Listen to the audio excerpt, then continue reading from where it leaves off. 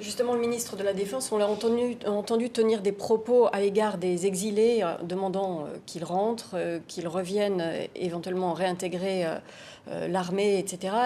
Et leur garantir le fait qu'ils ne seraient pas inquiétés. Est-ce que ça, en soi, vous comprenez que ce soit éventuellement un peu choquant de savoir que d'emblée, on leur garantit en fait, c'est ça qu'on appelle l'impunité. Non, non, non, je pense que c'est une question d'interprétation des propos des autorités ivoiriennes.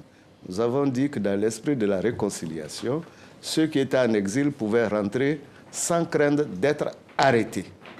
Parce qu'au début de la crise, la première réaction, c'était l'arrestation, donc la détention. Aujourd'hui, nous disons qu'il est possible de faire des enquêtes sans que les personnes ne soient mises aux arrêts. Et c'est ce que nous leur avons garanti. Et c'est d'ailleurs pas la première fois au monde où on fait des investigations sans arrêter quelqu'un.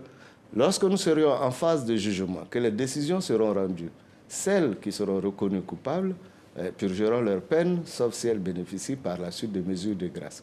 Mais pour l'instant, on ne peut pas vouloir la réconciliation et procéder à l'arrestation systématique de ceux qui reviennent pour répondre. Ils reviennent pour répondre aussi des faits qui leur sont reprochés, mais avec une certitude, disons qu'ils pourront librement s'exprimer et sans être donc sous un mandat de dépôt.